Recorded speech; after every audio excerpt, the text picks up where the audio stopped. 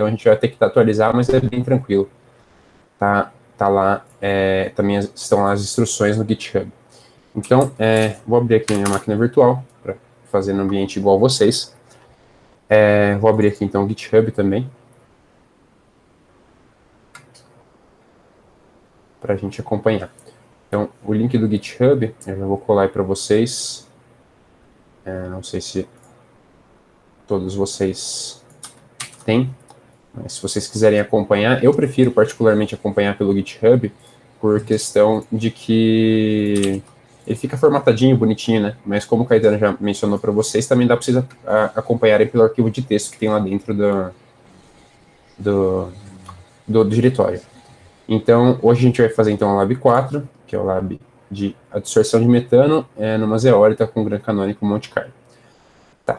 Então, justamente então, o objetivo então, desse laboratório que a gente vai fazer hoje é entender então um pouco de como que a gente faz simulações de Monte Carlo em geral, e mais específico, como que a gente faz simulações com nesse ensemble, né, no Gran Canônico Monte Carlo.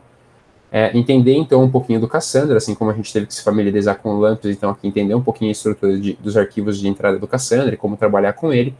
E o nosso objetivo final é que a gente vai querer, então, obter então, a curva isoterma de adsorção do metano na silicalita, que é essa zeólita que a gente vai estudar.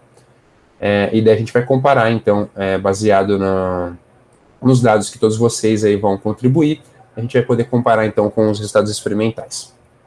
Certo? Então, abrindo aqui, né, a máquina virtual, espero que vocês consigam enxergar bem aqui o meu terminal, né? Então, vocês já têm na máquina virtual de vocês esse diretório SCM 2020, vocês já devem estar usando. O que eu recomendo vocês, antes de fazer qualquer um dos tutoriais, vem aqui no diretório e dá esse comando, git pull. Esse comando está lá no GitHub também. E a ideia é que ele vai atualizar. Então, aqui, como eu tinha deixado de propósito, eu mexi um pouquinho antes da aula em algumas linhas, algumas coisinhas lá no tutorial. Ele atualizou aqui para a última versão do meu Lab 4 aqui. Então, se eu for agora aqui no meu Lab 4, eu tenho que estar tudo atualizado aqui na última versão. Então, é sempre importante fazer esse git pull para a gente ter certeza que a gente está no mesmo pé e tem todos os arquivos iguais aqui. Certo? Então, tá tudo aqui dentro o que a gente vai precisar, mas eu vou abrir um terminal novo aqui e vou criar um diretório, então, onde a gente vai executar, que eu vou chamar de tutorial 4. Então, vou trabalhar dentro desse diretório novo, porque tudo que está aqui no tutorial a gente vai acabar meio que no esquema copia e cola, porque eu vou ir mostrando para vocês. Então, vou abrir esse diretório novo aí. Qualquer coisa, pessoal, pode interromper e falar. Então, aqui tem um pouco do que eu já falei para vocês. Então, a gente vai usar 3 tipos de movimento, né? Translação, rotação e inserção e remolação. Aqui eu falo um pouquinho de como isso é feito. Não vou passar para não ficar tomando mais tempo. E a ideia aqui, então, é, como eu disse, a gente vai colaborar e cada um vai contribuir, então, com o potencial químico para a gente obter, então, a nossa isoterma de adsorção final. Assim como a gente tinha uma planilha lá no caso da dinâmica molecular, no tutorial do LAMPS, a gente vai ter uma planilha aqui agora, que é essa planilha aqui, que conta, então, com os dados, vai conter, né, conforme vocês forem realizando as simulações, vai conter os dados, então, para essas simulações aí da isoterma de adsorção. Eu coloquei um ponto aqui no final que eu chamei de tutorial, que eu estou realizando aqui, então, num potencial químico que é diferente do de vocês. Mas depois vocês podem, ou não, incluir esse ponto que eu fiz aqui na curva que vocês forem fazer, quando vocês forem fazer a curva final, né? Então, tá legal. Então, aqui tem o número USP de cada um de vocês, né? Novamente, não tem nenhuma preferência, não tem nada, então tá conforme a ordem alfabética, acredito eu. E pegamos os números USPs e colocamos aqui, está ordenado por potencial químico aqui do menor para o maior. Então vamos lá, como eu disse, a gente tem um probleminha do Cassandra na máquina virtual que ele estava com uma versão com um bug, então a gente vai ter que atualizar ele. Então o Cassandra, ele está instalado dentro de um ambiente Conda. O Conda, ele é um pacote que ele usa, ele tem uma versão do Python que você pode utilizar para instalar e remover pacotes e coisas do Python dentro dele, ele é bem prático. E não só do Python, né, como aqui nesse caso também a gente consegue, inclusive, gerenciar programas dentro dele. Então, no caso da máquina virtual, ele está instalado aqui, e para você abrir o ambiente Conda, vocês vão ver isso nos tutoriais mais para frente também, né? Então, para a gente carregar esse ambiente Conda, a gente vai usar esse comando, Conda Activate Cassandra. Então, na hora que aparecer o Cassandra aqui do lado, antes do nome do usuário, aqui antes do Sampa, quer dizer que eu já estou nesse ambiente. E o que significa estar nesse ambiente? Significa que eu tenho aqui, então, dentro quando eu digitar Cassandra, por exemplo, ele vai encontrar Cassandra exe. Então, quando eu estava no outro, sem estar no ambiente Cassandra, né? Se eu digitasse Cassandra exe, nem aparece. Estou apertando Tab aqui, né? Ele não aparece porque ele não sabe quem que é o Cassandra, ele não encontra. Quando Oi, Henrique, a gente tem uma pergunta aqui no chat. Diga. Perguntando, acho que imagino que seja sobre o Conda, né? E o Renan, ele pergunta se é um tipo Pi. Sim, é tipo o PyP, né, no caso, acho que eles estão perguntando, né, que não o pip, é o pip que você usa para fazer download, é mais ou menos igual ao pip. Então, o pip você pode dar um pip install, o nome do pacote, né, e o Conda você pode dar também o Conda install, o nome do pacote. Então, ele dá para fazer isso. A vantagem do Conda é que você consegue criar ambientes. Então, que nem aqui a gente criou um ambiente chamado Cassandra, então vamos supor que você tem 2 softwares que têm dependências diferentes. Um depende de uma biblioteca na versão 3.0 e o outro na versão 4.0. Você consegue criar um ambiente que tenha 3.0 e um com 4.0, por isso que ele é bem conveniente, o Conda. Eu uso bastante e gosto bastante. E nós só comentando que a gente vai usar também bastante na parte da aprendizagem de máquina, né? Uhum. E em outro software de primeiros princípios, que é o Siesta.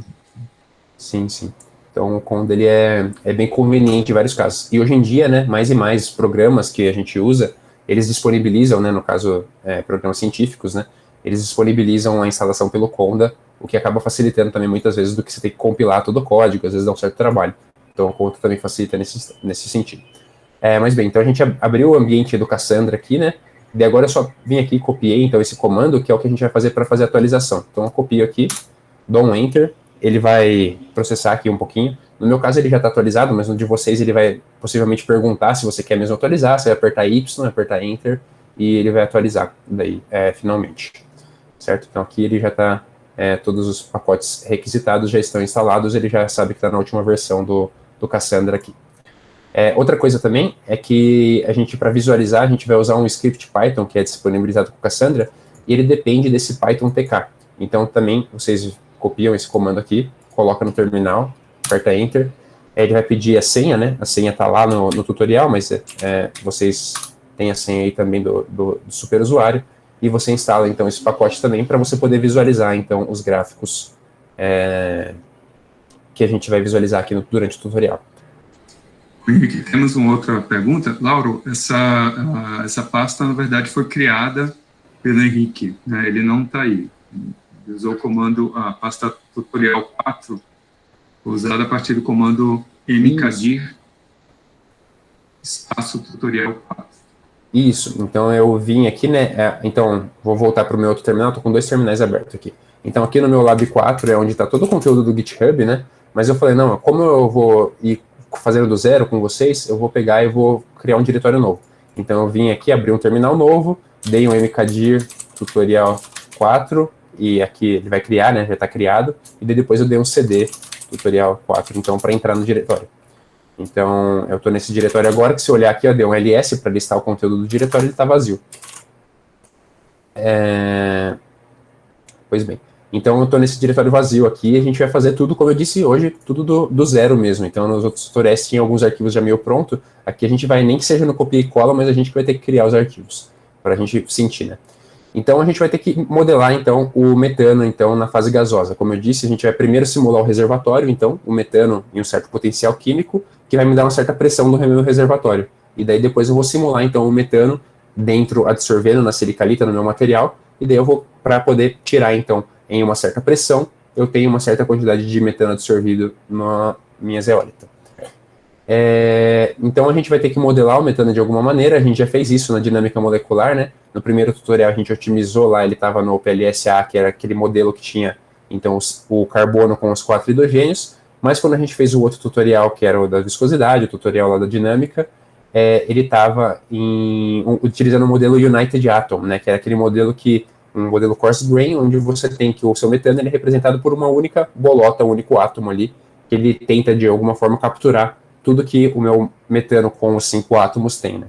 Então a gente vai usar novamente o United Atom para descrever o metano, novamente para economizar aqui, salvar um pouquinho de custo computacional, para essas simulações rodar um pouco mais rápido, e espero eu que todos possam executar aí no seu laptop, no seu computador, consiga executar. Se tiver algum problema, pode procurar a gente aí depois para a gente fazer isso também de alguma outra maneira.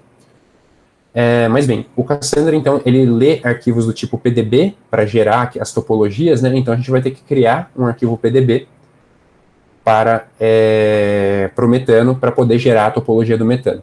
Então, como que é o conteúdo desse arquivo PDB? Então aqui eu já tenho, aqui nessa primeira caixinha aqui cinza, eu tenho o que seria o conteúdo para um único átomo, que seria um átomo desse CH4, né? Um átomo fictício do metano, e ele está na posição 000. E aqui ele tem mais algumas informações extras, não convém agora ficar entrando em detalhes, mas basicamente isso daqui me dá o meu arquivo que seria do CH4 do PDB do metano. Então eu vou vir aqui agora, eu vou usar um editor de texto gráfico aqui, se vocês preferirem, né? Você pode usar o que você quiser, eu vou usar um gráfico aqui que é o LeafPad, que já está instalado na máquina virtual, e vou criar esse arquivo CH4.pdb. No que eu faço isso, então ele vai abrir esse bloco de notas aqui, né? E eu vou colar o conteúdo que estava lá. Colei o que estava lá, vou salvar, fechei. Se eu vier aqui agora no meu diretório, apertei Enter para sair desse warning que estava dando aqui, né? Se eu vier agora listar o conteúdo, eu tenho o CH4PDB. E se eu vier com um visualizador, que vocês já conhecem também do tutorial da dinâmica molecular, o JMOL, ele vai abrir aqui então e vai me mostrar o conteúdo do que seria esse cara. Como ele só tem um átomo aqui, ele deve estar tão pequenininho que não está dando nem para ver. Mas basicamente a ideia é que ele só tem um átomo aqui no meio, que seria aquele átomo que a gente colocou. Então, pois bem, então a gente criou o arquivo que seria o arquivo então de entrada do metano, do PDB do metano, né? Então a estrutura do metano. Se fosse uma molécula mais complexa, você teria um arquivo mais complexo, daí você poderia criar esse arquivo como? Você poderia usar algum software, por exemplo, o Avogadro, para desenhar esse sistema, ou você poderia pegar de uma dinâmica molecular. O importante é você ter o PDB. Mas se você tiver um arquivo em qualquer formato, você consegue converter para o PDB, então também é tranquilo quanto a isso. Só lembrando, Henrique, que em princípio você pode acessar o próprio banco de dados, né? E aí vai ter todo... Isso, o Protein Data Bank, né, no caso aqui, ele vai ter informações, mas me corrija se estiver errado, talvez, Caetano, mas eu acho que ele tem mais coisas sobre proteínas mesmo, então se você quer procurar uma proteína, ótimo, né? Agora, se você quiser uma molécula, por exemplo, que nem nesse caso a gente está usando para o metano, eu não tenho certeza que ele tem. Talvez ele tenha, mas eu não conheço. Mas aqui nesse site... Mas mais simples, sim, mas o objetivo, o fim desse banco de dados é proteínas, né? Isso. Então, para várias informações você vai encontrar, mas se você não encontrar, você pode desenhar, você pode pegar em um outro formato, por exemplo, se tiver um XY, aí você pode converter. Então, tem outros formatos químicos aí de descrição de estrutura que você pode converter entre um e outro, tem softwares para isso também. Tá, então, dado que a gente tem a nossa estrutura, então, que a gente obteve de alguma maneira, nesse caso aqui ela era bem simples, então a gente criou um arquivo aqui com ela, a gente vai criar então o nosso arquivo de topologia. Para isso a gente vai usar aquele script que eu mencionei, esse MCF-Gen. Então, tendo carregado, então, o meu ambiente Conda, ele já vai entender. Então, se eu der um MCF-Gen, ele já deu, apertei Tab, né? Então, MCF, apertei Tab, ele já carregou aqui o MCF-Gen. Então, ele entendeu, ele já sabe que o meu MCF-Gen está ali. Vou copiar o comando, então é mais fácil copiar, que eu tinha ali. Então, eu vou rodar, então, passando como parâmetro o PDB da minha estrutura, e eu tenho esse FF template, que é para quê? É para ele gerar, então, um arquivo de template com essa extensão FF, onde a gente vai informar, então, quais são as constantes aí do meu campo de força, quais são as constantes do meu potencial de interação. Então, vou rodar aqui. Ele vai perguntar, né, ele vai dar algumas informações de que ele detectou nenhuma ligação, porque só tem um átomo, ele não detectou nenhum anel, ele faz algumas rotinas ali internas dele, e dele pergunta como que eu quero modelar, então, o meu sistema, então, qual que é o tipo de campo de força que eu quero usar. E daí aqui, nesse caso, a gente vai usar o campo de força para descrever, então, interações de longo alcance, que é o Lennard-Jones. Então, eu coloco aqui Lennard-Jones para modelar o meu Van der Waals, e ele já terminou. Se eu listar agora o conteúdo do meu tutorial, eu tenho esse novo arquivo aqui, o CH4FF. Então, o que eu vou fazer? Vou abrir, então, o CH4FF aqui no meu editor de texto, aqui no meu bloco de notas, e vamos ver o que tem nele. Está um pouco pequeno, deixa eu ver se eu consigo aumentar.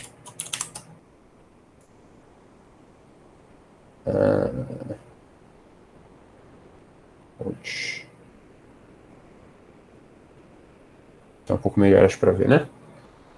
Tá.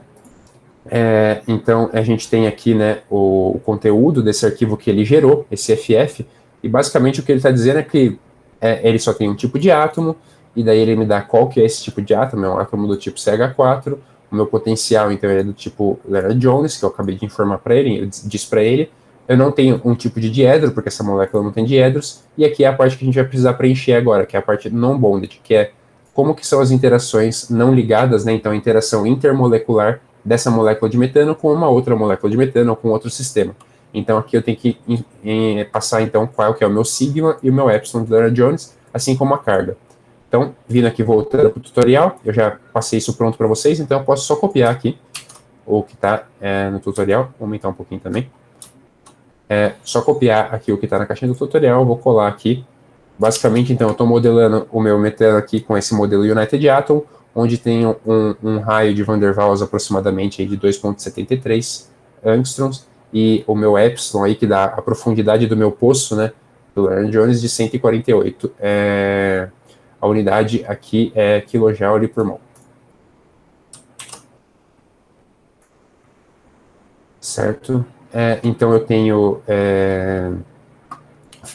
preenchi, né, então esse arquivo FF, então agora se eu abrir o meu arquivo FF novamente, eu vou ver que está aqui, né, eu salvei ele, então eu tenho as informações aqui, e agora eu vou gerar, então, a minha topologia efetivamente. Então, para gerar a topologia, eu vou usar o MCFG, é o mesmo comando que eu tinha antes, só que sem aquele FF template, eu rodo ele vai ler os parâmetros do meu FF e vai gerar esse novo arquivo, que é o arquivo MCF, que é onde tem minha topologia está pronta.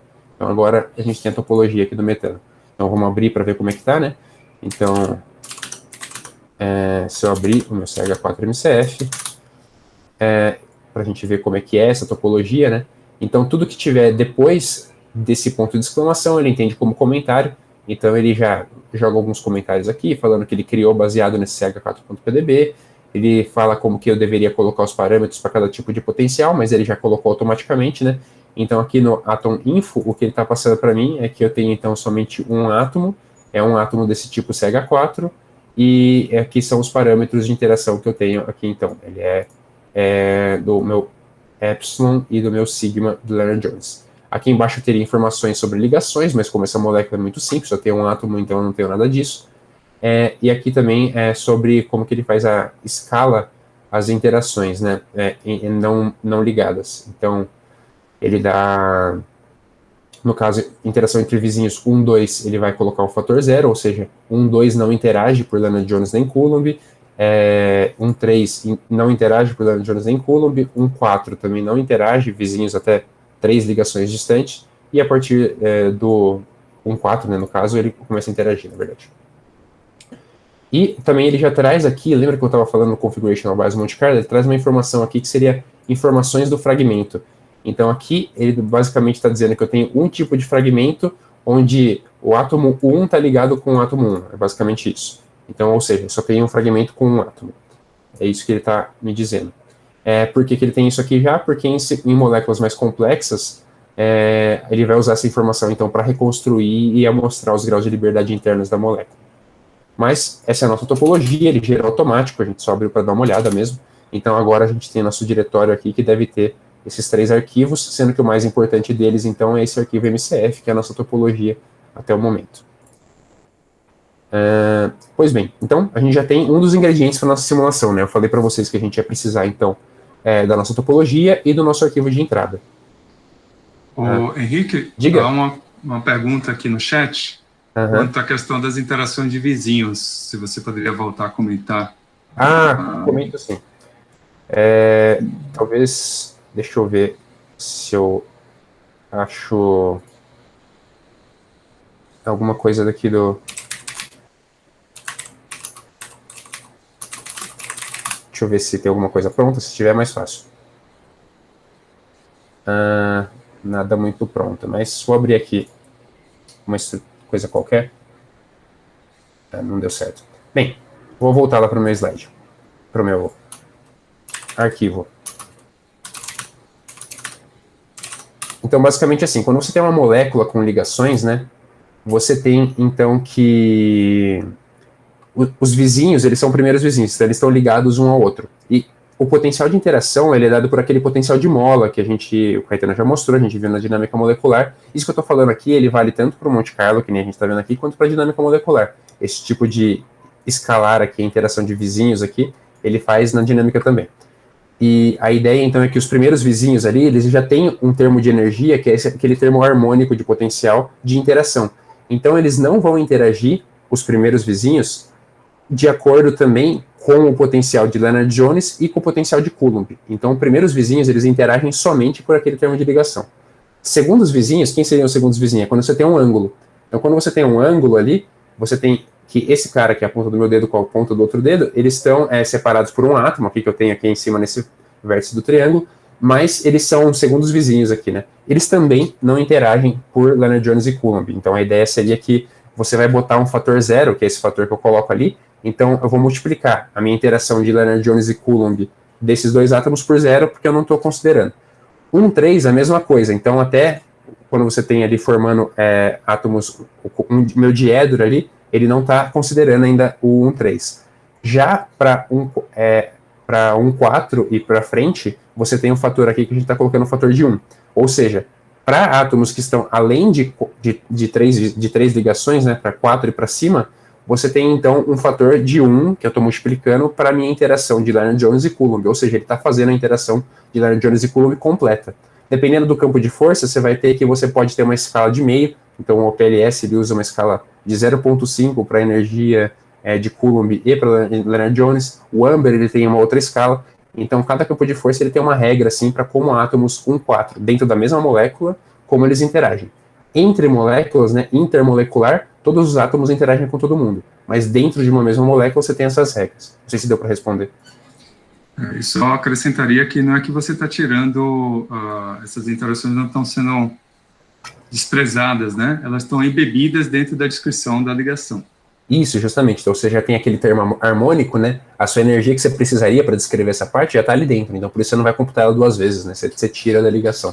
Mas para átomos muito distantes, daí ele não tem um termo de ligação direto, né? Então, ele precisa, de alguma forma, tomar ciência que tem um átomo lá longe. Daí você precisa ativar. Mas aquilo ali, a gente não editou nada, ele vai ficar automático assim. É só algo de como funciona a mecânica molecular, né? Que são esses tipos de potencial mesmo. Então, pois bem. Então a gente está com... Tem mais alguma dúvida, pessoal? Se tiver, pode ficar à vontade, se esclareceu. Eu não estou vendo o chat, tá? Por isso que o Caetano está falando para mim. Tá tudo bem, Henrique. Tá bom. Ainda pode dar sequência. Obrigado. Imagina. Então a gente tem aqui esse arquivo CH4MCF, que é a nossa topologia. Falta, então, outro ingrediente para a simulação, que seria o arquivo de entrada. Como que eu vou conseguir esse arquivo de entrada? Então, aqui tem um template, que é esse template que a gente vai utilizar para o arquivo de entrada para a simulação de hoje. Se você for fazer uma outra simulação, você pode se basear nele, que boa parte dos comandos vão ser parecidos. Então, você pode se basear nele. Eu só copiei aqui o que estava aqui, né? E vou, então, criar um novo arquivo. Então, eu vou chamar ele de gcmc.inf. Eu posso chamar do que eu quiser. A extensão também não importa. Vai ser um arquivo de texto. Então, se eu quiser chamar ele de gcmc.txt, ou ser gmc.entrada, tanto faz, eu vou chamar de .inf, porque eu gosto de chamar assim, eu identifico que daí que é um arquivo de entrada. No que eu dei o comando aqui, então, abri no bloco de notas, vou copiar o conteúdo, então, do meu tutorial que estava lá, né? Então, vou salvar também. E daí aqui eu tenho, então, vamos passar, então, o que são esses comandos que a gente está dando, que a gente vai usar nessa simulação, né? Então, novamente, tudo para a direita do ponto de exclamação, comentário. Então, a primeira coisa que a gente está usando aqui é o nome da nossa simulação. Então, eu posso dar um nome qualquer. Aqui eu escolhi de chamar isso daqui. Então, é uma simulação de metano no potencial químico no meu mol de 33,5. Por isso que eu coloquei ponto .alt para saber que é um arquivo de saída. O meu tipo de simulação, então, é Gran Canônico Monte Carlo. Então, se eu fosse fazer uma simulação em outro ensemble, eu mudaria aqui, por exemplo, NVT, NPT, NVT Gibbs. Eu posso mudar aqui. Então, tá tudo aqui. Eu vou abrir aqui, porque é conveniente de ver, mostrar para vocês também. Essas informações sobre cada uma opção que eu tenho para cada um desses comandos, vocês podem ver no manual. O manual está dentro lá do diretório mesmo que a gente tem do GitHub, né? Então, dentro do Lab 4 lá, no Docs, tem o Cassandra User Guide. É esse cara aqui. Então, esse é o manual. Aqui, se você olhar, então, se eu procurar, por exemplo, deixa eu escolher um aqui, o SynType. Então, se eu der um Ctrl F, SynType, ele já vai me mostrar alguma coisa aqui. aqui, ó, simulation type.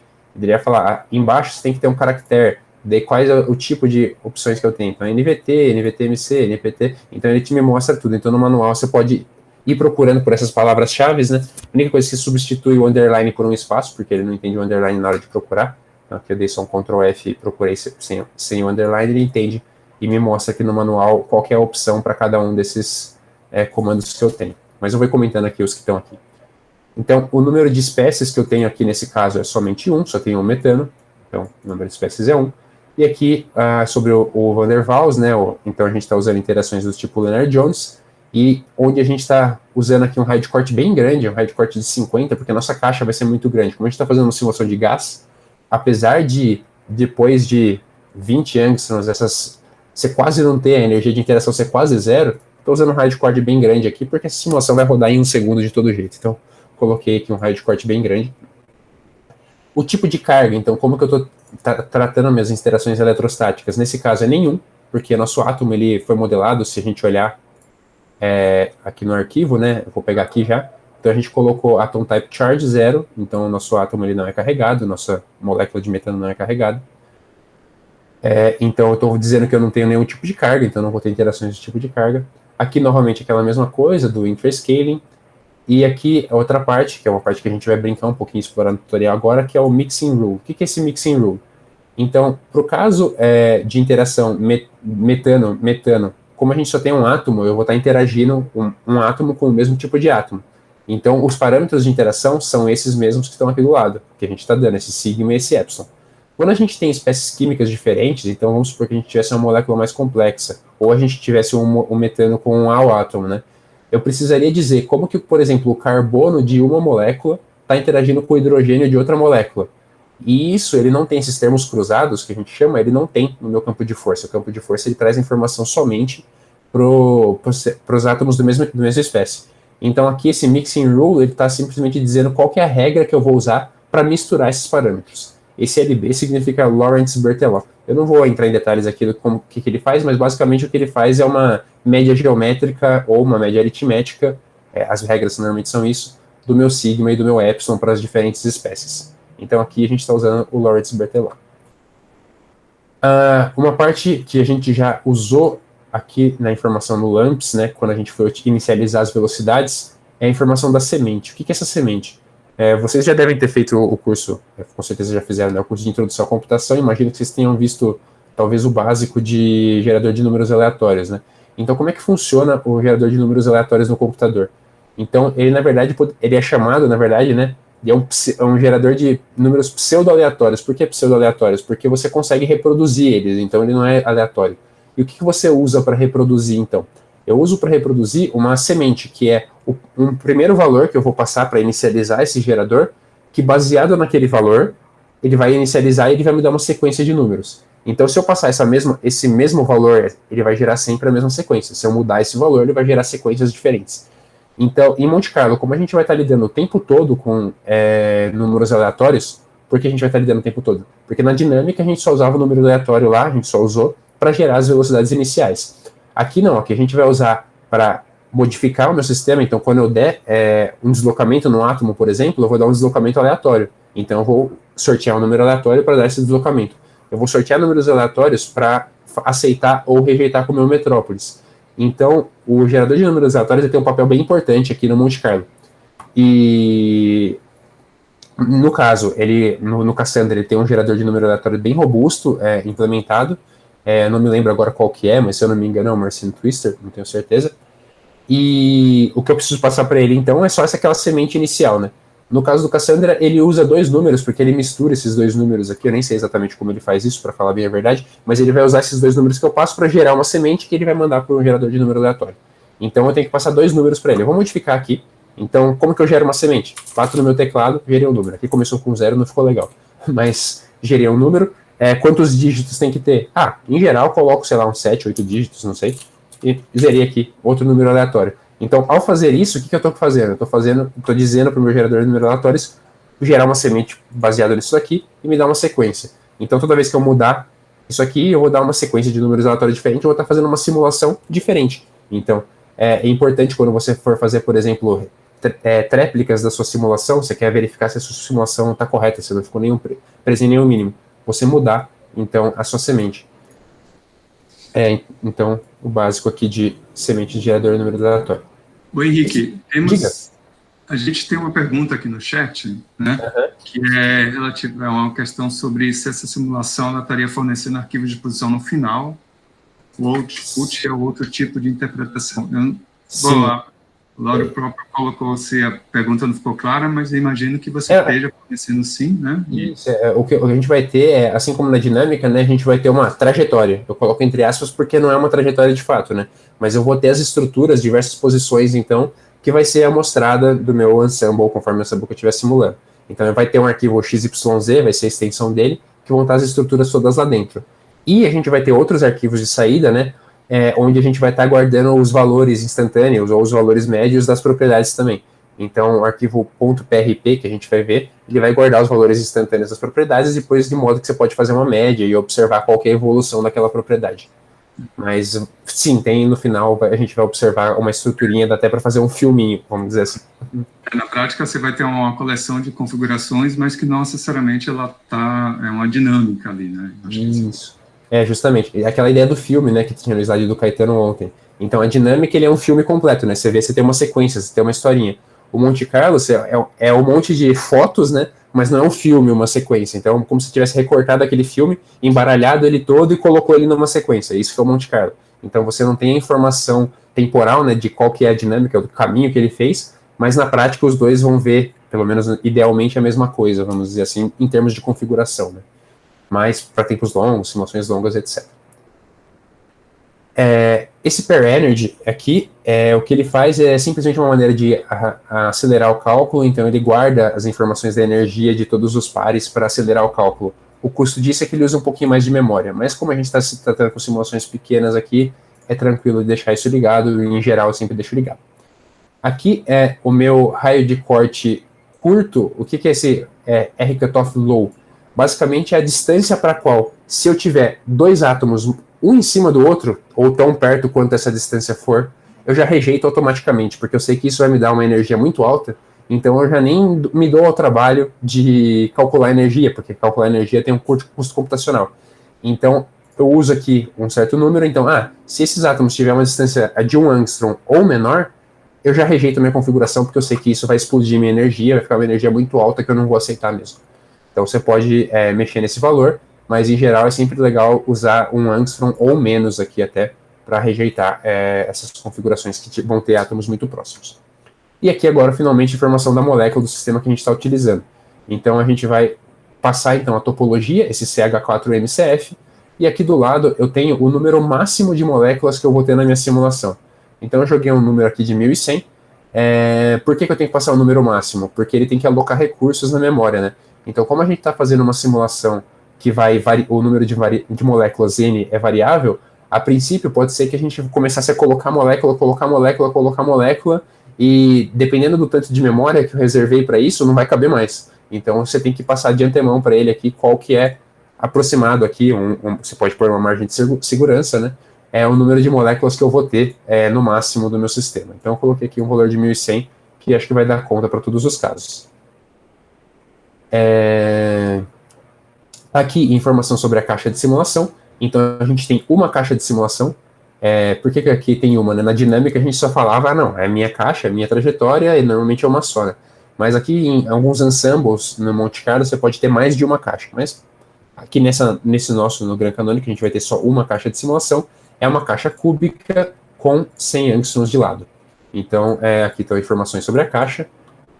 A temperatura da simulação, a gente vai fazer uma simulação a 308 Kelvin, essa temperatura, porque a gente tem informação experimental nessa temperatura, por isso que eu escolhi ela, mas a gente poderia simular em outra também, não tem problema nenhum. E aqui também característico peculiar desse ensemble que a gente está utilizando, o Grand Canônico, qual que é o meu potencial químico. Então eu tenho um potencial químico que eu vou estar simulando aqui, que é de menos 33,5 kJ/mol. Esse potencial químico não é um potencial químico real. Na verdade, o Cassandra ele usa um potencial químico shiftado, vamos dizer assim. Por quê? Porque ele já embute, tem algumas constantes daquele critério de aceitação, como eu falei para vocês, que ele já coloca lá dentro no potencial químico. Então, efetivamente, isso é meio bagunçado, ele coloca tudo lá dentro. como converter de uma coisa para outra, tem no manual, não vou entrar em detalhes, mas pode pensar sem nenhuma perda aqui nesse caso inicialmente, que isso aqui é um potencial químico que eu tenho, que vai estar do meu reservatório. Então, esse é o potencial de menos 33,5 kJ por mol, que é da simulação que eu vou fazer. Cada um de vocês, quando vocês forem fazer a simulação de vocês vão ter que editar essa linha aqui. Então, tanto essa linha quanto a semente, né, como eu disse, para a gente não fazer simulações usando o mesmo gerador de número aleatório, a mesma sequência. Então, editem, por favor, quando vocês forem fazer a semente, quanto o potencial químico respectivo que vocês têm lá. Monte Carlo, então, como a gente falou, a gente vai ter, então, uma sequência de movimentos que a gente vai fazer. Então, a gente vai propor uma nova estrutura e testar, né? E como a gente propõe essa estrutura? Então, a gente vai usar 3 movimentos aqui nesse caso. A gente vai usar translação, inserção e deletar a molécula. Por que eu não tenho rotação que eu poderia ter? Mas como nesse caso eu só tenho uma molécula que ela é um átomo, né? Então a rotação de uma esfera ali não faz muito sentido, porque ela é uniforme ali, ela é homogênea, né? Então não tem nenhuma direcionalidade no meu potencial. Então eu não coloquei a rotação, eu coloquei somente translação, inserção e deletar a molécula, né? Na linha de baixo do meu tipo de movimento, eu dou a probabilidade de acontecer isso. Então eu tenho 34% de chance de transladar, 33% de chance de inserir uma molécula e 33% de chance de deletar. Se você passar um valor que não é normalizado, aqui, né, aqui o meu está somando em 1, mas se não somar em 1, o Cassandra se vira e faz. E depois normaliza isso. Mas é legal já deixar aqui somando em 1 para você entender o que está acontecendo. Embaixo, aqui, no caso da translação, esse 14, o que é? Ele é o meu deslocamento máximo inicial. Então, inicialmente, o máximo de deslocamento que eu posso transladar um átomo é 14 angstroms.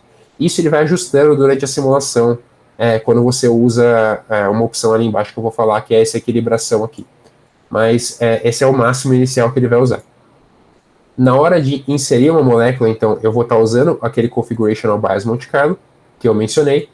Aqui nesse caso eu só tenho um fragmento, mas qual que é o outro bias que eu posso colocar? Né? Qual que é o outro viés que eu posso colocar? Em vez do que colocar a molécula em uma posição na caixa e testar a aceitação ou rejeição, eu posso fazer algo um pouco mais eficiente, que seria testar logo umas 10, 15, 20 posições de inserção, e daí eu aceito ou rejeito baseado num critério que é parecido, a gente considera parecido com aquilo que eu mostrei para vocês. Então, eu vou estar usando aqui um critério de Configurational Bias Monte Carlo para inserir as minhas moléculas. Então, na prática, eu vou mostrar lá embaixo como que eu controlo isso. Eu vou estar gerando 12 posições de inserção, eu vou estar selecionando, então, dentro dessas 12, baseado num peso, né, que eu tenho para cada um deles, eu vou selecionar uma deles e eu vou testar, então. Selecionei essa, legal, então agora eu vou comparar com a minha energia antiga e aceitar ou rejeitar com o meu algoritmo. E para deletar, ele já entende automaticamente que ele tem que usar o mesmo que estava ali em cima. Então essa é a parte onde eu dou as probabilidades dos meus movimentos. Então isso aqui vai depender da sua simulação, né? Como eu disse, nesse caso eu não tenho rotação. Tem alguma pergunta, alguma coisa, pessoal? Se tiver. Henrique, tá tudo tranquilo. Tranquilo, beleza. Então, aqui eu vou dar informações, eu estou indo bem devagar nesse primeiro, depois a gente vai fazer uma outra simulação, eu não vou passar por isso tão detalhado, tá, pessoal? Mas é só para vocês verem quais são os parâmetros de controle que a gente tem aqui, que a gente pode ter, no manual tem mais ainda. Então, como que eu vou começar a minha simulação? Qual que é a minha configuração inicial? O Henrique, desculpa, pode ser uma pergunta aqui? Sem problema. A questão do probe insertion. Do insertion aqui em cima? Certo. Isso. Tá. Então, esse aqui é a probabilidade que eu vou ter de fazer uma inserção. Então, qual que é a ideia? Aqui, cada uma dessas probabilidades dá de eu fazer um movimento. Então, vamos supor, eu vou ter que propor uma nova configuração para eu testar, né? Se eu vou aceitar ou não. Eu vou vir aqui e vou sortear, baseado nessas probabilidades, alguma delas. Então, eu posso cair aqui com 33% de chance de inserir uma molécula. Então, a ideia é que daí eu vou pegar 33% de chance de o movimento que eu vou fazer para gerar uma nova configuração é jogar uma molécula dentro da minha caixa. Onde que eu vou jogar essa molécula? Onde eu vou jogar essa molécula, a princípio, eu não tenho nenhum lugar para colocar, eu vou colocar aleatoriamente, não tem nenhum lugar preferencial, né? Então, eu jogo ela aleatoriamente ali em algum canto da caixa. O que esse CBMC está dizendo aqui é que, em vez do que simplesmente colocar ela numa posição e testar se eu aceito ou rejeito com o meu algoritmo, é que ele vai colocar ela em diversas posições. Então eu vou mostrar lá embaixo como eu controlo isso, mas nesse caso a gente está usando 12. Então ele vai gerar 12 e vai escolher uma delas. E dessa que ele escolheu, daí ele vai testar se ele aceita ou rejeita. Por quê? Porque quando você tiver em sistemas muito densos, especialmente, né, a taxa de aceitação, ou seja, quando eu tento inserir o número de vezes que eu aceito, ele acaba ficando meio baixo.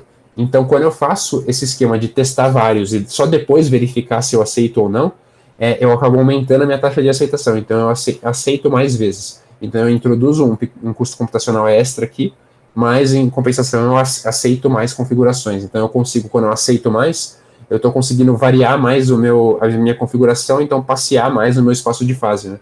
Que é idealmente o que a gente quer. A gente quer passear no meu espaço de fase para conseguir visitar ele todo. Não sei se respondeu.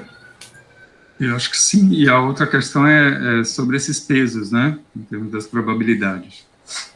Você colocou um terço. Mais ou menos. Isso. Justamente. Daí como você seleciona isso? Isso vai depender do problema que você está utilizando, né? Então, muitas vezes você vai distribuir uniforme, que nem eu fiz aqui, né? Então eu dividi um terço, coloquei uma a mais aqui para translação. Se eu tivesse, por exemplo, rotação, poderia colocar um quarto. Mas alguns movimentos eles são um pouco mais caros e você não precisa testar eles sempre. Qual movimento é mais caro? Por exemplo, no Ensemble NPT, você tem a variação do volume. Então, basicamente, o que ele faz é, eu tenho a minha caixa, eu vou crescer a minha caixa, ou vou encolher a minha caixa. Quando eu faço isso, eu tenho que calcular novamente a interação de todo mundo com todo mundo. Isso tem um custo computacional mais elevado. Então, tipicamente, você vai fazer esse movimento de mudar o tamanho da caixa menos vezes. Por quê? Porque, em geral, você vai estar mexendo dentro da sua caixa e de vez em quando você vai mudar o volume ali para mais ou para menos. Então, você coloca daí, normalmente, atribui uma probabilidade menor para esse movimento de mudar. Mas isso é meio que a gosto, você tem que testar, na verdade, para ver se você está visitando seu espaço de fase de uma maneira boa. Se você vê que você está aceitando muito pouco inserção, às vezes você pode colocar, vou então aumentar a probabilidade de fazer uma inserção, porque daí, como eu vou tentar mais vezes, eu vou acabar efetivamente aceitando mais. Então você pode ir mexendo com essas coisas. Não sei se responde também, mas... Sim, você tem uma certa liberdade, né, mas ao mesmo tempo você pode usar argumentos físicos para isso, né, porque alguns desses movimentos eles podem ser mais favorecidos. Uhum. Sim, justamente, né, então, que nem a translação e rotação, elas estão relacionadas, de certa forma, à difusão, vamos dizer assim, né, de uma molécula, como que ela vai andando ali, né. Então, a gente sabe que a molécula dentro de uma caixa, de um líquido, de um gás, ela vai estar fazendo difusão o tempo inteiro, né. Então, em geral, translação e rotação são os movimentos mais frequentes que você tem. E daí aqui nesse tutorial aqui eu coloquei a inserção e deletar também bem frequentes, porque a gente quer também chegar logo, vamos dizer assim, no equilíbrio de qual o número de moléculas que eu tenho para aquele potencial químico dentro da minha caixa, né? Então eu estou colocando e deletando moléculas bem frequentes também. Mas eu poderia, vocês podem inclusive experimentar com isso, colocar, por exemplo, 40, 20, 20, uma coisa do tipo, né? 40, 30, 30 no caso, e experimentando com isso, sabe? E eu imagino também, né, Henrique, que é possível fazer não um controle, mas você monitorar, né, as taxas de aceitação ou rejeição desses movimentos. Isso, então, é outra maneira também de você poder estar observando se essas escolhas foram adequadas ou não. Justamente, no final da simulação ele vai ter lá um sumáriozinho, né, que ele vai mostrar qual que foi a taxa de aceitação de cada um dos movimentos, né. Então você consegue justamente vendo isso, você olhar, eu testei bastante inserção, mas a taxa de aceitação é muito baixa. Então talvez eu tenha que colocar mais ou menos, e depende de como você acha, se você já está no equilíbrio ou não, né? Então você também tem que olhar como que é a evolução das propriedades e ir sentindo mais ou menos isso. Então isso é uma coisa que é mais experiência mesmo, ou você pode pegar da literatura e experimentação também, né? Você vai experimentando. Então, essa é a parte da probabilidade dos movimentos que a gente tem aqui, né? Então, voltando aqui, como que eu vou inicializar a minha simulação, né? Então, minha simulação, ela, como eu disse, né, ela vai o Monte Carlo, né, a ideia dele, então eu tenho a cadeia de Markov, onde eu pego um estado, uma certa configuração, modifico ela e testo com a anterior, daí eu pego essa nova, vou modificar e vou fazendo isso sequencialmente, né? Mas qual que é a minha configuração inicial? Qual que é a primeira de todas, né? Então eu posso, tem algumas opções para isso, eu posso ler de um arquivo, eu posso pegar uma estrutura semi-pronta e terminar ela, ou seja, pego uma estrutura que tem 100 átomos de metano e eu quero colocar mais 100, eu posso fazer isso. Aqui no caso o que eu estou fazendo estou gerando uma configuração do zero, com 30 moléculas de metano aqui. Então, eu vou ter 30 átomos aqui, como é o meu unidade de átomo, né? Na minha configuração inicial. Também outra coisa que vocês podem experimentar, pode mudar esse número, vai só mudar o tanto de moléculas inicialmente que eu tenho. Então, se você colocar, por exemplo, um número muito grande, que nem a gente limitou a 1100, né? Se eu colocar em 1100 e eu tiver um potencial químico que me dá uma baixa pressão, o que vai acontecer é que ele vai começar a deletar um monte de molécula até ele equilibrar. Então, na prática, você vai estar tendo um período de equilibração, né? Lembra, a simulação tem a equilibração e a produção, né? Termalização e produção. E você vai ter um período de equilibração maior. Então, quanto mais próximo você chegar de um valor razoável inicialmente, mais rápido é essa equilibração. Nesse caso, equilibra muito rápido, então não muda muito. Então, eu coloquei aqui 30 moléculas inicialmente. Ele vai colocar como essas 30 moléculas inicialmente? Ele vai sortear posições aleatórias e jogar essas moléculas em 30 posições aleatórias na minha caixa. A minha caixa é aquela que tem 100 por 100 por 100, uma caixa cúbica de 100 angstroms de lado.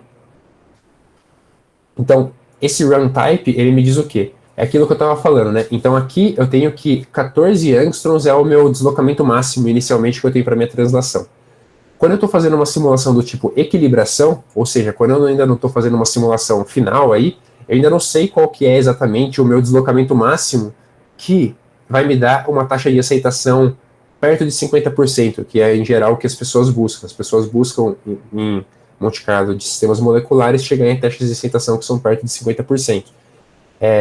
E com metrópoles, né? E o que eu faço quando eu tenho uma simulação do tipo equilibração é que eu vou estar atualizando, então, esses valores máximos. Então, eu estou atualizando esse valor de 14, que é meu deslocamento máximo, a cada X passos aqui. No caso, eu coloquei 1000 passos. Se eu tenho uma simulação de produção, ele vai pegar o valor inicial e vai manter ele até o final da minha simulação, não vai variar isso. Na prática, o que isso quer dizer? Quer dizer que se você tiver um valor inicial ruim, você vai ter uma taxa de aceitação ou muito alta ou muito baixa. Então, daí, por isso que aqui eu estou usando equilibração, porque daí ele vai se adequando ali e chega, então, qual que é o meu deslocamento ideal, sabe? Aqui eu estou dizendo, então, que eu vou querer imprimir informações sobre as médias. E aqui, nessa parte, eu estou controlando qual que é a duração, nesse Simulation Length Info, eu estou dando qual que é a duração da minha simulação. Então, a minha unidade aqui que eu estou usando é passos, então tem algumas outras unidades que você pode usar, a mais intuitiva dela é passos, que são justamente os passos de Monte Carlo. Então, aqui eu vou estar dando qual que é a frequência que eu vou imprimir minhas propriedades, então a cada 100 passos eu vou imprimir minha propriedade, as propriedades que eu estou calculando, e a cada 100 passos, o que haviam perguntado aí, né, eu vou imprimir minhas coordenadas, então eu vou imprimir qual que é a configuração do meu sistema. E vou rodar, então, aqui por 200 mil passos, que a gente vai fazer essa simulação. As propriedades, então, que eu vou ter de saída, então, são dadas aqui por esse property info, então eu vou ter a minha energia total, a pressão, o número de moléculas e a minha densidade. E aqui é uma parte que a gente vai editar agora para dar quais são os fragmentos dessa molécula que eu estou estudando. Então, lembra, a gente vai estar usando aqui, né, no Cassandra, sempre lidando com fragmentos para inserção de moléculas, seja para construir uma molécula para encontrar uma conformação nova, seja na hora de inserir uma molécula longa. Então, porque quando você está inserindo, então, por exemplo, dentro da silicalita, lá dentro da nossa zeólita, eu quero inserir uma molécula de butano, por exemplo, eu vou inserir ela pedaço a pedaço. Então, eu tenho que ter informação de quem são esses pedaços. Ele vai gerar isso automaticamente, já vão ver no tutorial ali. E aqui é a parte, então, de configuração do Configurational Bias Monte Carlo. Então, lembra que eu falei que a gente ia testar 12 posições de inserção antes de comparar as energias para ver se eu aceito ou rejeito no movimento? E daí eu ia selecionar uma dessas 12 baseado num peso, né, num bias que eu tenho ali. Então aqui, esse capa inserção, ele me dá aqui controlar quantas vezes vão ser isso. Daí eu consigo controlar também para, no caso de rotação, quando eu tenho, para o caso de diedro, quando eu estou também inserindo moléculas ali, quantas opções que eu tenho. E aqui é um raio de corte que ele usa separado para quando ele estiver fazendo esses primeiros cálculos, eu posso usar aqui um raio de corte menor para não ter que ficar calculando interações entre grandes distâncias. Então, o input de uma simulação do Cassandra é basicamente isso aqui. Na outra simulação que a gente vai fazer depois com a zeólita, vocês vão ver que é extremamente parecido, por isso que eu gastei um tempo indo nessa. Agora as coisas vão andar um pouco mais, a gente vai poder ver as coisas acontecendo mesmo. Então, salvando aqui meu arquivo de entrada, modifiquei aqui, que nem eu falei, né, a minha semente e o potencial químico para a situação que eu quero simular aqui. A semente é um número aleatório que eu escolhi aqui, bati no meu teclado e gerou esse número. Pois bem, então, legal, temos aqui o nosso arquivo de entrada. Agora faltou a parte dos fragmentos, né, que eu falei para vocês que precisa colocar aqui. Como que eu faço isso? Ele faz isso de maneira automática. Então ele tem esse library setup, que eu passo para ele, então, o meu arquivo de entrada e a minha molécula, e ele já vai fazer uma configuração automática ali de como que ficaria isso. Então, eu vou rodar esse comando, aqui no mesmo diretório que eu tenho o meu arquivo de entrada e o meu PDB. Na hora que eu rodo aqui, ele já executou e editou. Então, se eu vier olhar agora o meu arquivo de entrada, eu vou ver que aqui naquela parte eu tenho agora Fragment Files, ele está aqui, tem um diretório, espécie 1, fragmento 1, e qual que é a configuração desse fragmento aqui. Esse é o fragmento 1 da minha molécula, que só tem um fragmento, então ele é único. Então, se eu olhar aqui agora no meu diretório, você vai ver que eu tenho esse diretório espécie 1, que justamente se eu entrar nele, ele vai ter aqui o diretório frag1, só tem um fragmento nessa molécula, que é uma molécula muito simples, e daí eu tenho esse frag1.dat, se eu olhar para ele, basicamente ele vai dar a posição do meu átomo aqui, então ele está dizendo que eu tenho um átomo e ele tem aqui a posição dele. É basicamente isso que ele faz. Então, tenho agora todos os ingredientes aqui, então, tenho a minha topologia e tenho finalizado aqui o meu arquivo de entrada para fazer a minha simulação. O que eu vou fazer agora é a minha simulação. Então, por questão de organização, eu coloquei aqui também, vou criar, então, um diretório aqui onde eu vou fazer a minha simulação. Então, vou colocar metano 33.5, que é o potencial químico que eu vou usar. Vou copiar, então, as informações que eu preciso para fazer essa simulação. Então, vou copiar o meu diretório aqui, que tem os fragmentos. Vou copiar o meu arquivo de entrada e a minha topologia. Topologia é agora aqui o CH4MCF. Então, entrei aqui, tenho tudo que eu preciso para fazer minha simulação apenas. Então, vamos executar a simulação. Antes de executar a simulação, se você puder, estiver rodando essa máquina virtual com mais de um processador, o Cassandra ele roda de maneira paralela também. A paralelização que ele usa é um pouco diferente da do LAMMPS, mas isso não vem ao caso. Mas a ideia é que eu posso colocar aqui, então, usar duas threads, né, então, dois processadores, basicamente, que ele vai usar para fazer essa simulação. Para isso, dois comandos, então, aqui. Dois comandos aqui.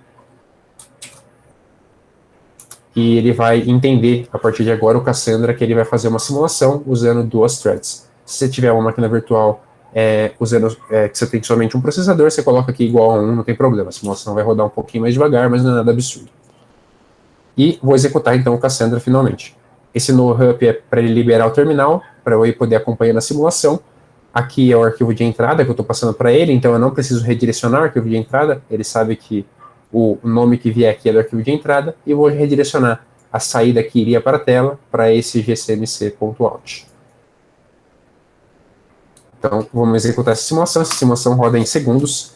Então, meu terminal está liberado aqui, eu posso ir olhando, acompanhando a evolução, mas na verdade, se a gente for olhar aqui já o arquivo, ele já deve ter até terminado. Então, veja os arquivos que ele gerou, né? Ele gerou um CHK, que é um checkpoint que ele gera, que é para se eu quiser continuar a minha simulação, eu posso continuar a partir desse checkpoint. Eles geram um ponto H, que é simplesmente para questões de, quando você quiser visualizar, né, a sua estrutura, ele facilita isso aqui. Eu nunca nem utilizei muito isso daqui, mas tem informações no manual de como você pode utilizar esse ponto H para visualizar a sua estrutura de uma maneira mais bonitinha no VMD, por exemplo. Ele gera o ponto .log, que esse é o arquivo onde vai estar todo o histórico de como foi acontecer na simulação, esse é o arquivo principal de saída. Ele gera esse arquivo .prp. Esse arquivo .prp, ele então vai ter os valores instantâneos das propriedades que eu pedi para ele imprimir na tela. Então eu pedi lá a energia, a pressão, o número de moléculas e a densidade, ele está nesse arquivo PRP. E o XYZ, que vai ter então as minhas configurações que foram amostradas, né? Então vamos dar uma olhada no nosso ponto .log primeiro, que é nesse arquivo de saída principal. Então, aqui ele dá algumas informações sobre o código, a versão que você está utilizando. Ele vai lá dar todo o input que ele leu aqui, né? Ele vai acabar repetindo também tudo que ele leu para você. Vai falar algumas configurações que ele está fazendo, baseado no que você passou para ele. Então, aqui eu criei um número máximo de moléculas, ele já detectou que é 1100. Ele vai detectando os fragmentos, ele vai fazendo tudo. Detecta as probabilidades de movimento. E daí, aqui para baixo, aqui. Então, rodando a simulação, ele dá aqui, então, a cada um certo número de passos, ele vai imprimindo aqui o movimento que ele fez naquele passo, qual que era a taxa de sucesso e qual que era o comprimento que eu tinha daquele movimento. Então, que, nesse caso, a translação, né, ele imprimiu aqui e deu ele inicialmente era 14, ele foi aumentando naquele passo, já estava em 27, e no final ele chegou em 50.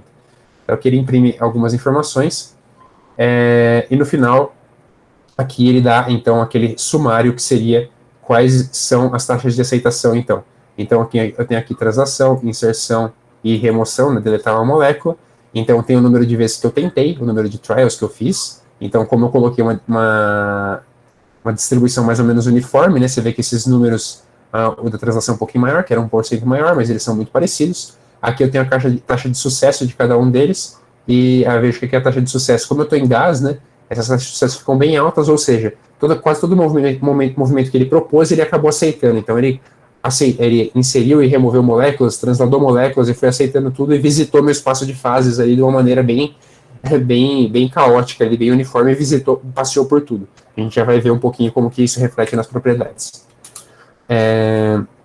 Olhando então para o arquivo PRP,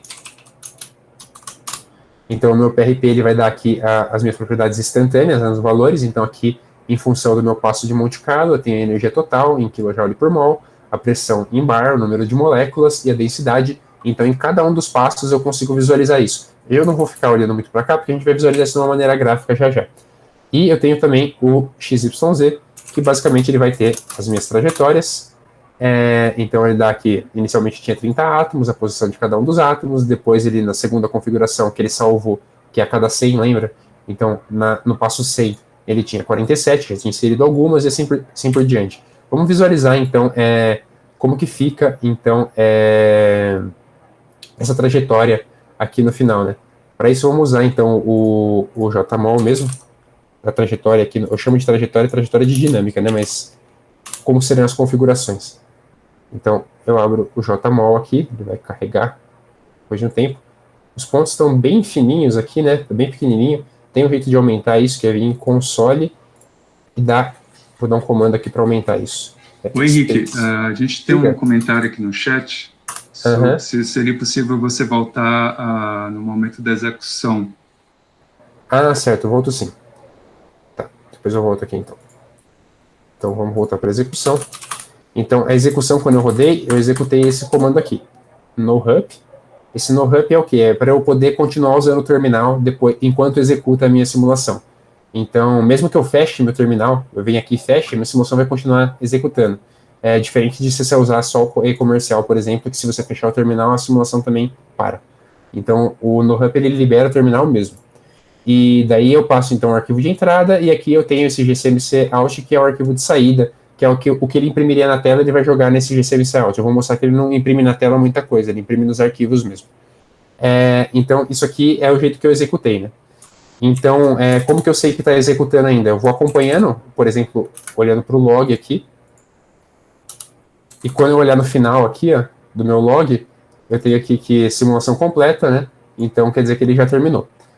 E basicamente isso, para executar não tem grande segredo, né? Seria realmente só usar esse comando, você nem precisa usar esse no-hup se você não quiser, é mais para você liberar o seu terminal e você poder ir acompanhando se já terminou ou não, enquanto você vai fazendo isso mesmo. Não sei se responde, não sei qual era exatamente a dúvida da execução. Tudo bem, Lauro? Sim.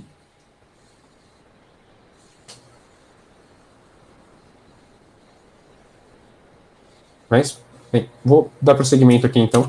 Eu não mostrei, pode dar prosseguimento, Henrique, obrigado. O DCMC out aqui, né, é o que ele imprimiria na tela, né? O que ele imprime na tela? Que ele está começando, que ele está usando o OpenMP, ou seja, ele está executando a simulação paralela, e que ele terminou. É só isso que ele imprime na tela. Mas eu redirecionei aqui para esse arquivo aqui. O principal mesmo está nesse arquivo log, né, que estão as informações da simulação mesmo.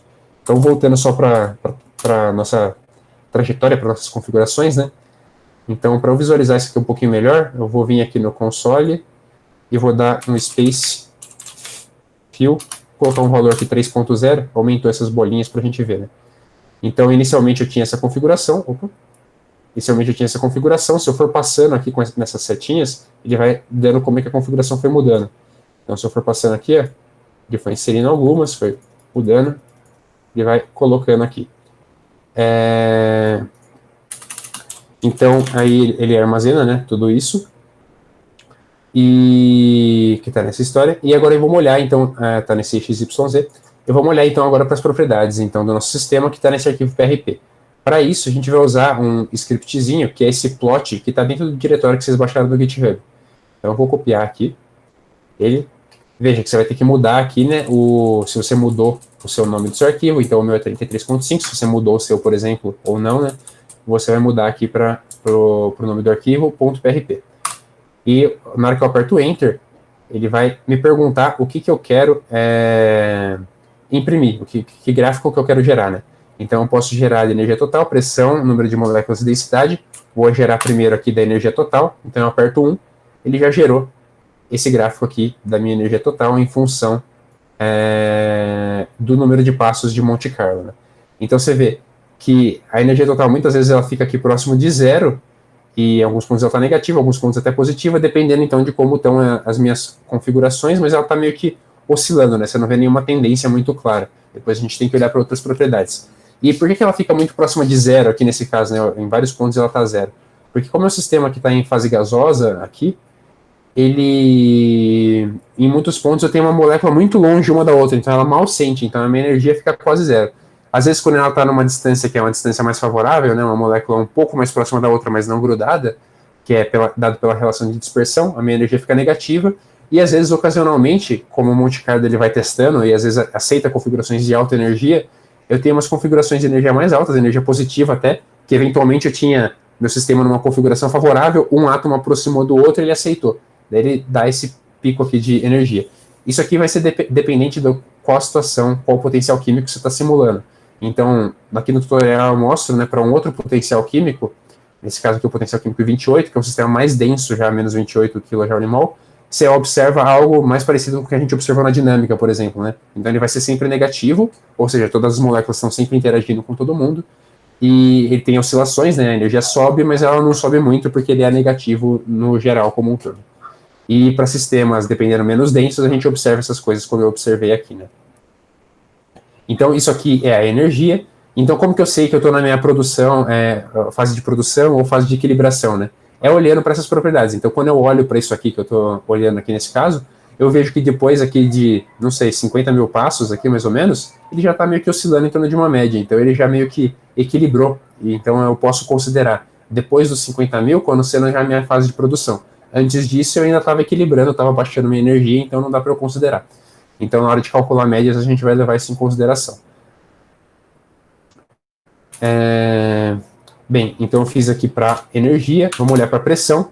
Então, a minha pressão, ela tinha um valor inicial, mas novamente, depois de alguns passos, ela começa a oscilar em torno de um valor médio aqui, que essa vai ser a pressão do meu reservatório. Então, eu estou fazendo uma simulação, numa certa potencial químico para simular o reservatório, né? A pressão vai ser dada, então, por a média desses valores que eu tenho aqui. Já vou mostrar como a gente calcula isso. Henrique, a gente tem uma mensagem no chat que foi um erro que aparece no comando do Python 2. Pode ser por conta daquele Python TK. Não sei se instalaram, né? Como eu disse, tem que instalar esse Python TK. Provavelmente é isso que se deu problema. Tem que instalar. Volta lá no começo do tutorial. É verdade, não. Correto, pode, é isso mesmo. Uhum. Ah, tá, legal. Então, a mensagem que dá é exatamente não ter feito, não ter encontrado. Então é só fazer isso daí que daí é para funcionar, que na máquina virtual, na setup inicial, a gente acabou passando. Então, olhando aqui agora, então, para o número de moléculas, né, que é a grande graça do ensemble do Gran Canônico, a gente vê que o número de moléculas aqui iniciou com 30, lembra? Ele foi aumentando aqui para esse potencial químico até que ficou oscilando aqui em torno de um valor próximo de 90 aqui, né? Então, vamos efetivamente agora pegar o valor médio do que a gente quer olhar, né? Então, a gente vai descartar os primeiros pontos. Para descartar esses primeiros pontos, a gente usa essa opção menos skip no comando lá. Então, aqui, se eu der um menos skip 200, ele descarta os 200 primeiros pontos. Se eu colocar menos 500, vai ser menos 500. E o que a gente quer, então, é preencher aqui, né? Então, no meu caso, eu quero colocar qual que é a minha densidade e qual que é a minha pressão. Então, eu vou dar um skip aqui, vou colocar 300, por exemplo. E daí eu vou olhar, então, para a minha pressão. Ele vê que ele já descartou, né? Então, ele está pegando a partir de 25 mil passos aqui. E onde que ele dá o valor médio? ele dá um monte de mensagem aqui, né? Mas ele dá aqui, ó, output, pressão em bar, e daí ele tem aqui, ó, o valor médio e o desvio padrão. Então, o meu valor médio de pressão, eu vou copiar ele todo, é esse daqui. Na prática, a gente não tem essa precisão toda, né? Nosso desvio padrão já dá um indicativo disso pra gente, né? Mas eu vou copiar ele todo aqui para a nossa planilha aqui. Então, eu tenho essa pressão em bar aqui, né? Veja que a planilha já converte automaticamente para quilopascal. E a densidade eu vou fazer a mesma coisa. Então, eu vou rodar esse mesmo comando, escolher densidade. Ele vai perguntar qual que é o meu peso molecular. Pro metano é 0,1604. E daí ele vai me dar o gráfico aqui de como é a minha densidade, e flutua em relação aos passos, e dá a meia média aqui também. Então, vou preencher aqui já também. Então, já preenchi esse pedaço da planilha, que é, então, a minha simulação do meu reservatório, né, em fase gasosa. Então, se a gente olhar, né, para as pressões em função da densidade, aqui eu fiz alguns pontos, você vê que concorda muito bem com os dados experimentais aqui do NIST para esse potencial, né. Então, agora vamos fazer a zeólita. Então, a gente vai construir a estrutura da zeólita. Como que a gente vai fazer isso? A gente vai vir, então, pegar nesse site aqui, nesse ISASC que tem o link, ele tem a estrutura de diversos tipos de zeólita aqui. A que a gente está interessado em estudar é a silicalita, que ela tem uma estrutura de poros do tipo MFI. Então, eu vou vir aqui no meu MFI. Essas instruções que eu estou falando estão todas escritas lá, tá, pessoal? Então, qualquer coisa também, sem problemas. Então, eu vou vir aqui no meu MFI, vou clicar, e aqui ele dá já, para mim, como que é a estrutura de poros. Eu vou fazer o download da minha estrutura aqui, então eu vou vir no CIF MFI Framework, aqui em cima, né, no meu menu, CIF MFI Framework, vou clicar, ele vai perguntar onde eu quero salvar, eu vou salvar naquele mesmo diretório lá que eu estava, na verdade ele salvou automático, tá aqui, CIF MFI Framework, eu vou colocar naquele diretório lá que eu tinha antes, que era no tutorial 4, coloquei aqui, mfi.cif. Se eu for, então, agora naquele diretório tutorial 4, eu tenho aqui meu MFI-CIF. O que eu vou fazer? Eu vou abrir ele com esse programa chamado Vesta. Vesta é um programa de visualização, assim como o JMol, o VMD que a gente já viu. Ele é mais voltado para lidar com sólidos, mas ele tem algumas coisas interessantes. A gente vai usar ele para quê? Aqui eu tenho somente uma célula unitária do meu material. Então aqui dá para você ver já mais ou menos os poros, né, que são esses buracos aqui. Mas o que eu quero? Para caber mais molécula aqui dentro, eu ter uma estatística melhor, eu quero gerar uma estrutura que tenha não só uma célula unitária, mas que ela seja replicada. Para fazer isso, eu vou usar esse boundary aqui. Então, eu venho aqui no boundary, no Vesta, e daí eu vou editar aqui o range das coordenadas. Então, o meu x mínimo, eu vou colocar -1, meu y mínimo, -1, z mínimo, -1. Vou dar um OK, ele vai replicar essa estrutura, tá vendo? E agora eu tenho uma estrutura aqui com muito mais átomos. Eu repliquei, então, ela uma vez a mais em cada direção. Mais uma vez no Y, mais uma vez no X, mais uma vez no Z. Então, essa estrutura é a que a gente vai usar para a nossa simulação. O que eu vou fazer agora? O leitor de topologia lá que a gente já trabalhou, MCFGen, ele lê PDB. Então, eu vou vir aqui em File, Export Data, e vou salvar isso daqui como PDB. Então, eu vou salvar aqui como, colocar original, silicalita.pdb. Você pode colocar o nome que você quiser. Salvei. Posso fechar aqui já o Vesta. Preciso salvar. E se eu olhar aqui agora, dá um ls, ele salvou aqui original silicalita.pdb. Então ele vai gerar o PDB daquela estrutura. Esse PDB ele traz informações de conexão, de que átomo está ligado com quem.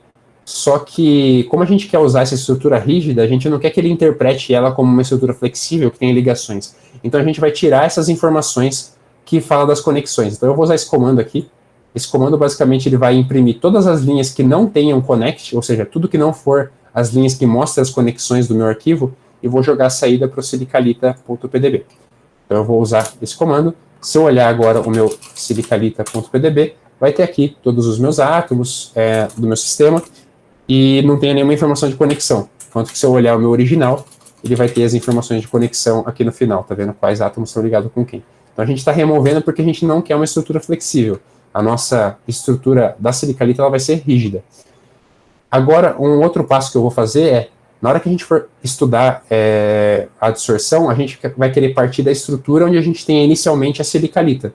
Então a gente vai ter que passar as coordenadas dos átomos da silicalita para passar essas coordenadas, ele vai ler de um arquivo do tipo XYZ. Então a gente vai converter aqui, usando essa ferramenta Atomsky, o meu PDB para um XYZ. Então são dois arquivos que trazem a mesma informação de formatos diferentes, basicamente. O Henrique, só um instantinho.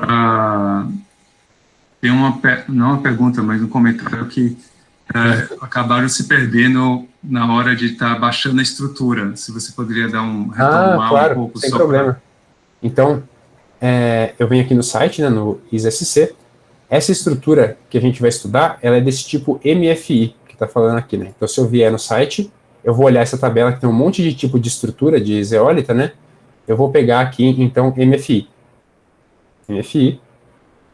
E daí aqui ele vai me mostrar esse tipo de estrutura. Agora eu preciso fazer download dessa estrutura aqui. Para fazer o download, eu vou vir aqui em CIF. CIF é um formato de arquivo que tem também, assim como o PDB, XYZ, ele também traz informações estruturais. E daí eu vou vir aqui em MFI Framework. No que eu clicar aqui, ele já vai fazer o download. Vai perguntar, né, se eu quero salvar, e daí já vai fazer o download.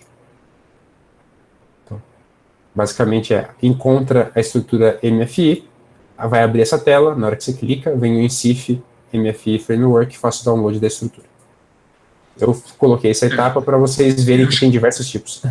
E é interessante ver que esse site é equivalente ao do Protein Data Bank, não, só que para estruturas de zeolitas. Isso, justamente, é uma base de dados de zeólita. Então eu deixei aqui para vocês verem que tem centenas aqui, dezenas de tipos de zeólita, né?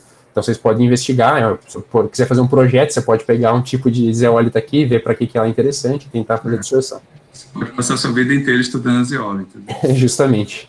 Tem gente que inclusive faz isso, tem muitas coisas interessantes que você pode tirar.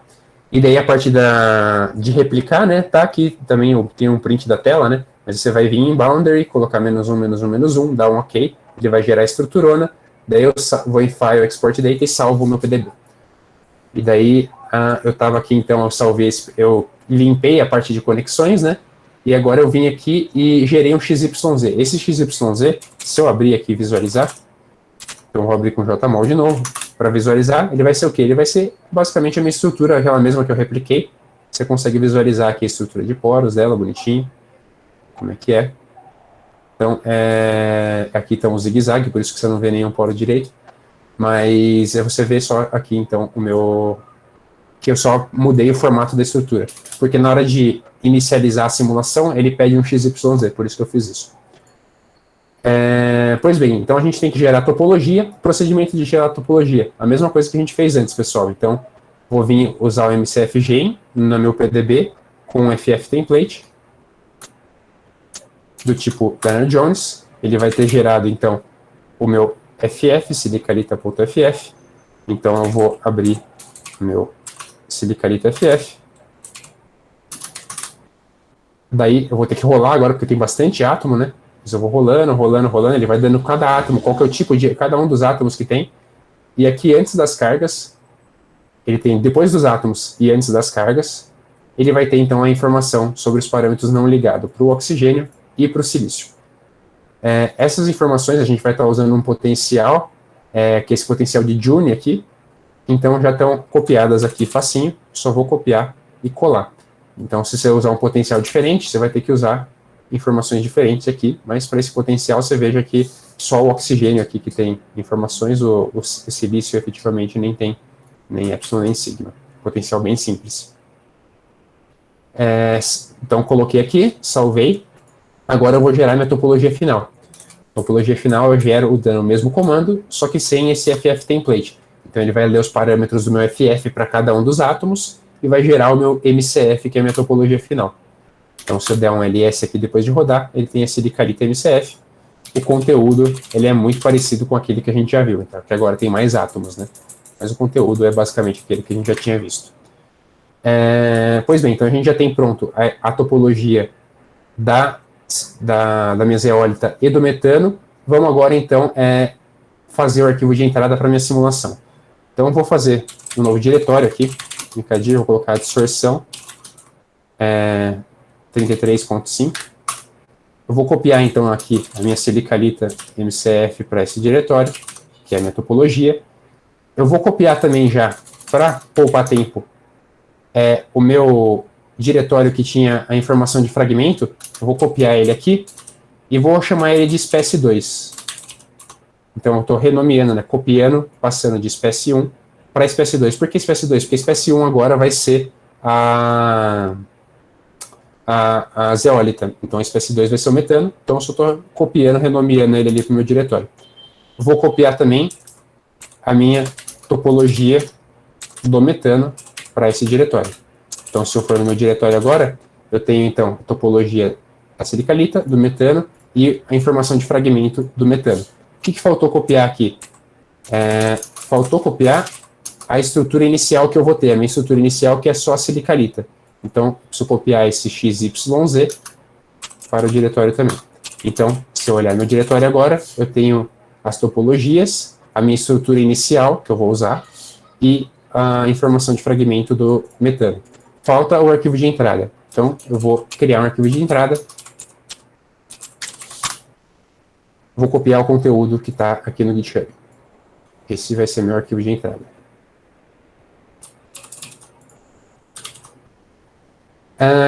Quais são as diferenças? Basicamente, agora a gente vai ter duas espécies.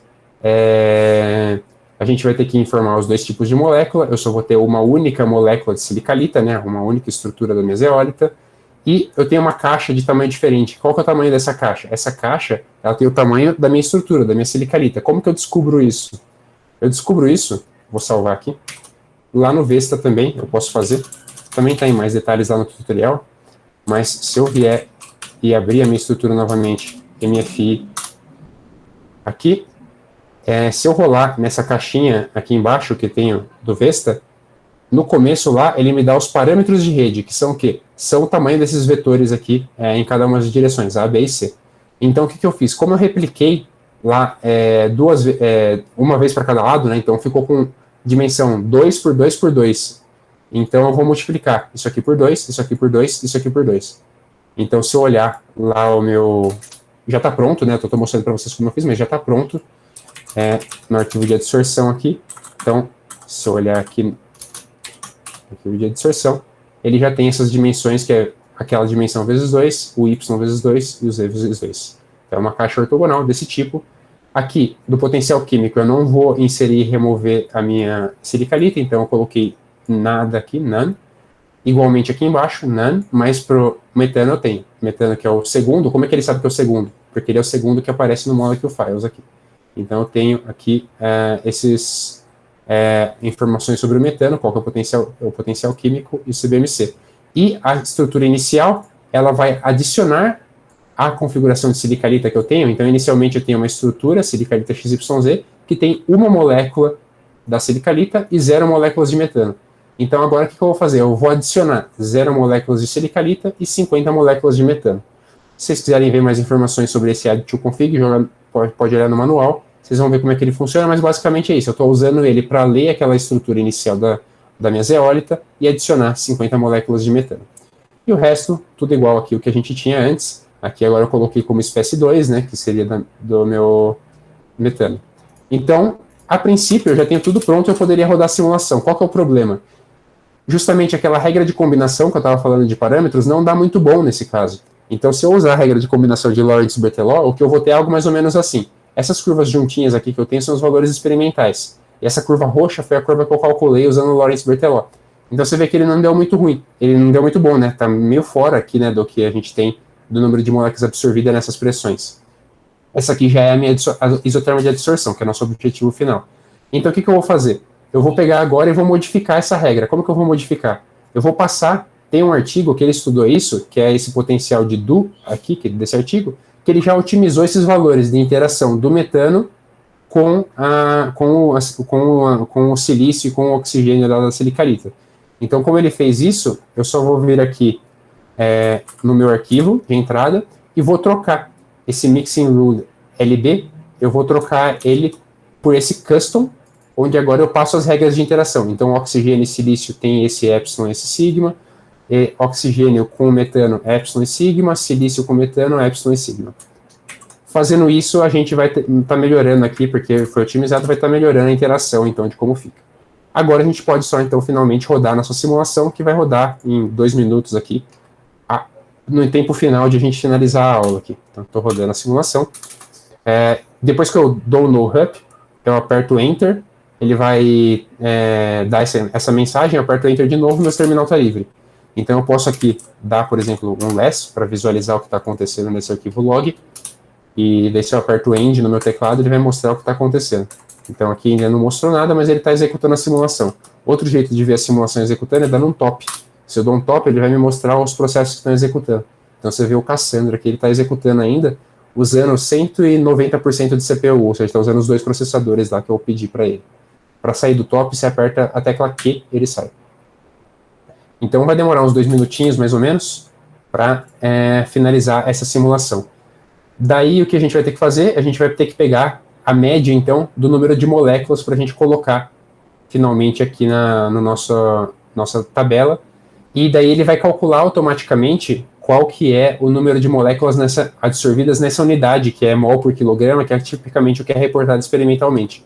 Para calcular, eu dou aqui a conversão, né?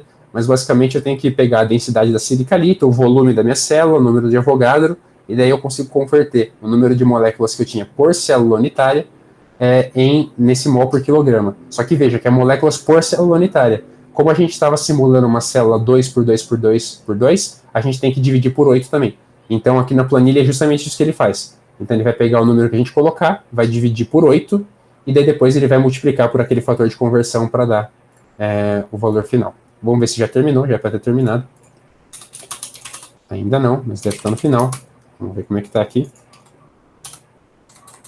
Está rodando ainda, mas já está finalizando aqui.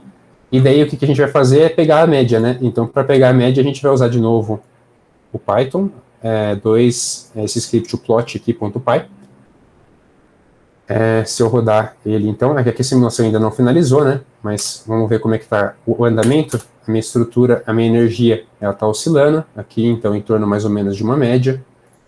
Vamos olhar para minha número de moléculas do tipo 2, que é o número de moléculas de metano. Então, ele está oscilando aqui em torno de uma média, que ele deu uma leve baixadinha. E o que a gente vai olhar depois, efetivamente, é esse número de moléculas mesmo, né? Mas dá para olhar as densidades também. Vamos ver se já está terminando. Ainda não. A simulação pode demorar uns 10 minutinhos, mais ou menos, depende. Essa daqui eu tinha demorado uns 2 a 5, mais ou menos, mas é um pouquinho mais devagar. E daí é basicamente isso, pessoal. E daí com isso a gente vai ter o quê? Então a gente vai ter na nossa planilha a nossa pressão do nosso reservatório associado a esse potencial químico e o número de moléculas absorvidas. Eu vou fazer, antes de terminar aqui... terminou. Terminou, então eu vou fazer aqui agora o número médio de moléculas. Então eu estou descartando aqui, vou descartar 500 pontos e pegar o número médio de moléculas, que é esse N-mols 2, que é o número de moléculas do tipo 2, que é o metano. Então, aperto 4, Enter, a gente vê aqui oscilando mais ou menos em torno de uma média. Eu vou pegar aqui o número médio de moléculas e vou jogar lá na planilha. Joguei, ele já me deu aqui, então, o número médio de moléculas por célula unitária e em unidades aqui de mol por quilograma.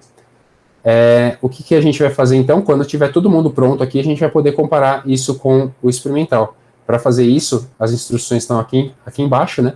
A gente pode criar um arquivo, então, eu vou chamar aqui de isotherma.dat, em que eu copiei, eu simplesmente pego essas informações dessa coluna, seleciono essa coluna também, copio, então, com Ctrl+C mesmo, dou Ctrl+V no arquivo, e daí depois eu chamei ele de isotherma.dat. E daí, se eu uso esse script para plotar, eu copio essa informação experimental.dat que estava nesse diretório docs, que está no GitHub, que tem na pasta de vocês. A gente vai obter uma curva, espero eu, né, se tudo der certo, algo mais ou menos parecido com isso, onde nossos pontos vão ser esses em roxinho e a experimental é esse em verde. Então a gente vê que para pressões baixas a gente concorda muito bem, mas para pressões mais altas a gente já começa a observar um desvio, a gente está absorvendo mais moléculas do que experimentalmente a gente observa. Parte disso é culpa até do nosso modelo de potencial, que a gente está usando o United Atom, então ele, mesmo que ele tente modelar o volume de exclusão ali de uma molécula de metano, ele ainda não consegue perfeitamente, então ele acaba encaixando mais moléculas do que deve, por isso que a gente acaba desviando aqui um pouco. Então, corri no final para tentar terminar, pessoal, mas é isso. Se vocês tiverem alguma dúvida, fiquem à vontade. Henrique, muito obrigado. Não sei se alguém teve alguma dúvida, mas, de qualquer forma, as informações vão estar gravadas. E caso vocês tenham alguma dúvida quanto à execução do laboratório, é só entrar em contato conosco. Sem problemas. Pode me enviar e-mail, pode também mandar mensagem, sem problemas, lá no GitHub, em qualquer lugar. Estou sempre de olho. E aqui o tutorial está bem explicadinho, até demais em alguns pontos, fica meio chato de ler, mas tem bastante informação, então qualquer coisa também pode consultar aqui no GitHub, que tem bastante informação. Desculpa, pessoal, ter passado aí um pouquinho do horário. Perfeito. Obrigado, viu, Henrique? Muito obrigado mesmo. Eu vou parar, então, a gravação, caso eu tenha